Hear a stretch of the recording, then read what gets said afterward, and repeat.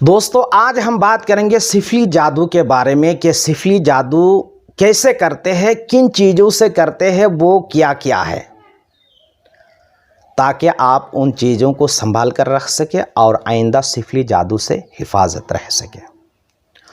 दोस्तों सिफली जादू में से सबसे 3 बड़े ख़तरनाक जादू है। नंबर 1, किसी इंसान को बर्बाद करना, हिलाक करना और उसे बीमार कर देना। दूसरा है किसी के कारोबार में बंदिश लगा देना, घर में बंदिश लगा देना। तीसरा है किसी की जायज़ मोहब्बत को ख़त्म करके दोनों के दरमियान नफ़रत डालना। इसी के साथ ये भी बताऊंगा कि अगर किसी पर सिफली जादू किया जाए तो उससे कैसे मालूम होगा कि मुझ पर सिफली जादू किया गया है, यानी इसकी अलामतें क्या क्या होती है।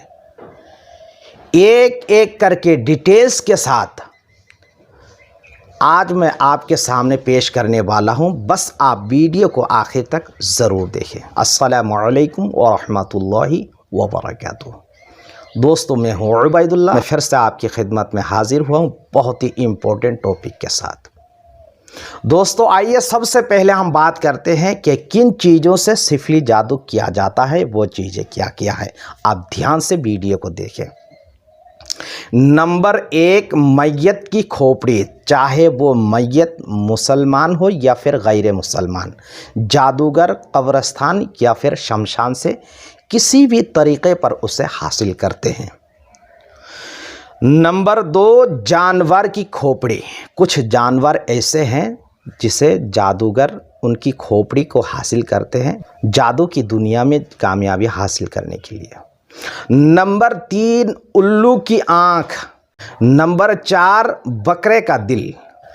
नंबर 5, काला और लाल रंग का मुर्गा। नंबर 6, काली बिल्ली का दांत।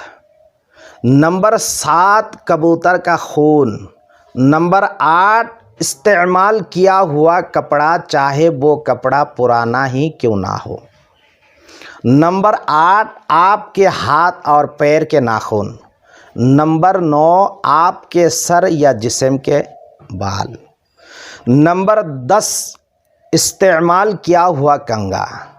नंबर 11, हफ्ता या मंगल के दिन अगर कोई इंतकाल होता है उसे जो कफन किया जाता है, कफन का कपड़ा भी ये सिफली जादूगर जो होते हैं चुराते हैं जादू में कामयाबी हासिल करने के लिए।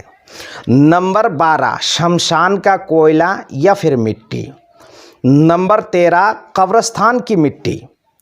नंबर 14, जादूगर कभी कभी औरतों की जो माहवारी होती है वो खून भी ले लेते हैं, या फिर औरतें हैज़ के दरमियान जो खून आता है और उस खून को जो फटे पुराने कपड़ों से साफ़ किया करती हैं, उस गंदे कपड़े से भी ये जादूगर जादू करते हैं।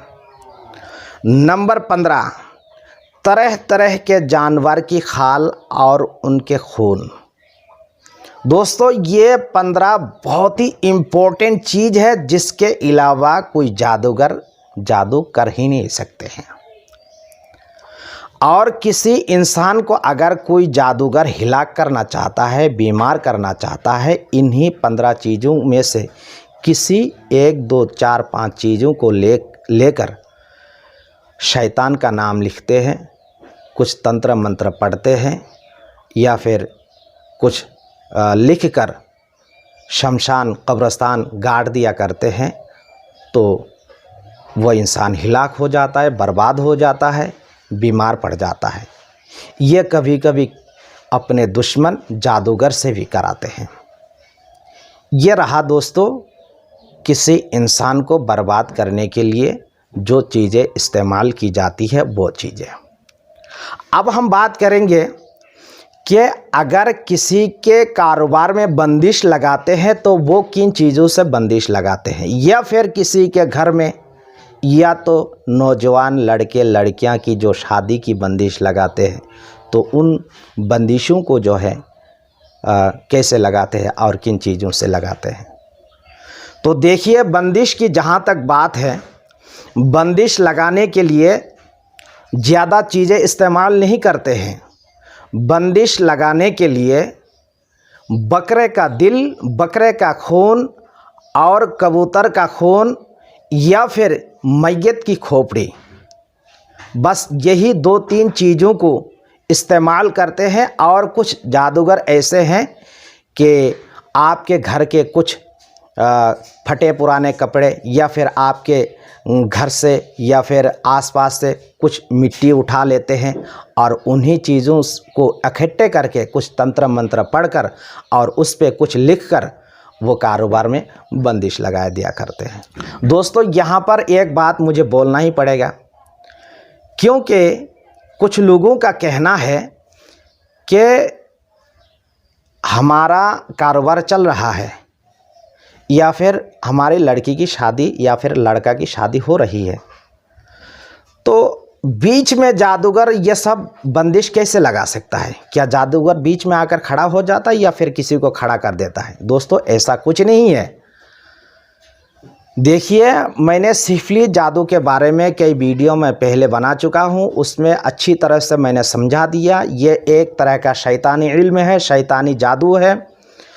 इसे करते जब है तब शैतान जो है उसके दरमियान उस काम के लिए मुवक्किल बन जाता है। समझ लीजिए कि आपकी बहुत एक अच्छी दुकान है, बहुत बढ़िया चल रही थी, कारोबार बहुत बढ़िया चल रहा था, आमदनी खूब हो रही थी, तो अचानक उसमें क्या हो गया? कारोबार बंद हो गया, आमदनी कम होना शुरू हो गई, तो पता लगा बंदिश है। तो बंदिश कैसे लगाते हैं और रुकावट बीच में कैसे बनती है? तो दोस्तों, बात ऐसी है, जब बंदिश लगाई जाती है तो शैतान उस काम का मुवक्किल बन जाता है। जितने सारे लोग उस दुकान में आना चाहते हैं, उन लोगों के दिल में शैतान एक ऐसा वसवासा पैदा कर देता है ताकि वो लोग इस दुकान में ना आए। और ख़ुद कारोबार के जो मालिक है उसके दिल में भी एक ऐसा वसवासा ये शैतान पैदा कर देता है ताकि अपने कारोबार पर ज़्यादा तवज्जो ना दे। तो अगर ऐसा माहौल कुछ दिन रहा तो इसी तरीके पर वो कारोबार ख़त्म हो जाता है और आमदनी बिल्कुल बंद हो जाती है, वगैरह वगैरह और कुछ है। तो ये रहा बंदिश और बीमार करने का जो 2 तरीक़ा है, वो मैंने आपको बता दिया। और ये जुदाई के लिए जो सिफली जादू करते हैं, इनमें क्या करते हैं? हाथ पैर के नाखून और जिस्म के पहने हुए पुराने फटे पुराने जो कपड़े हैं, वो कपड़े, कंघा, बाल वगैरह इस्तेमाल करते हैं और इन्हीं चीज़ों को लेकर तंत्र मंत्र पढ़कर किसी की पाकीज़गी मोहब्बत को ख़त्म कर देते हैं और दोनों में नफ़रत डाल देते हैं। दोस्तों, सबसे बड़ी बात यहाँ पर यह है कि आज के दौर में कुछ घटिया तरह के कुछ नौजवान हैं जो गली मोहल्ले में घूमते रहते हैं और माँ बहनों पर बुरी नज़र रखते हैं। आखिर ये लोग क्या करते हैं? यही फटे पुराने कपड़े, सर के बाल और कंघा और पहने हुए फटे पुराने कपड़े लेकर जादूगर से जादू कराकर उसके माइंड को डिवाइड करके अपनी तरफ कर लेता है और वो अपना नाजायज़ फ़ायदा उठाता है। दोस्तों, मैं कहूँगा कि आप इन चीज़ों को संभल कर ज़रूर रखें। अगर संभल कर नहीं रखेंगे तो कभी भी आप सिफली जादू के शिकार हो सकते हैं, और अगर इन चीज़ों को संभाल कर रखेंगे तो मैं उम्मीद से कहूँगा कि कभी भी आप सिफली जादू के शिकार नहीं होंगे। दोस्तों, अब हम बात करेंगे कि अगर किसी पर सिफली जादू किया गया, कोई अगर सिफली जादू का शिकार हो जाए तो उसे कैसे पता चलेगा?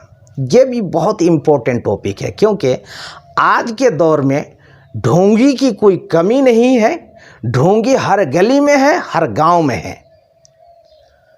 कोई मरीज उनके पास पहुंचता है तो सही से उसकी जांच भी नहीं कर सकते हैं और बड़ी बड़ी रकम लिया करते हैं। दोस्तों, अगर सिफली जादू आप पर किया जाए तो सबसे पहले इन अलामत को आप गौर से देखें। जो बंदा सिफली जादू का शिकार होगा तो उसके जिस्म से बहुत बुरी बदबू निकलेगी। नंबर 2, ख्वाब में बुरी बुरी चीज़ें आएंगी। सांप, बिच्छू, हाथी या फिर कुत्ते, मतलब उनको दौड़ाएंगे या फिर काटेंगे, कुछ तकलीफ़ें देंगे।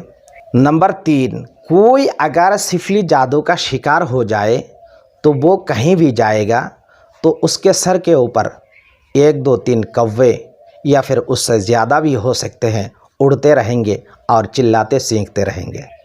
नंबर 4, जो बंदा सिफली जादू का शिकार होगा उसके जिस्म में तरह तरह की परेशानियां अचानक पैदा होगी, जैसा कि बेचैनी महसूस होना, खाने में दिल ना करना, भूख ना लगना।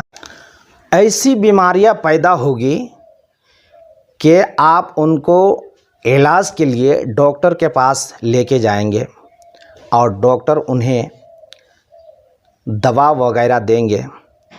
दवा लेने के बाद भी बीमार ठीक नहीं होगा, बल्कि रोज़ बरोज़ उसकी तबीयत बिगड़ती जाएगी। तरह तरह की जांच करवाएंगे, बीमार क्या है समझ में नहीं आएगा। इसी तरह की बहुत और अलामतें हैं।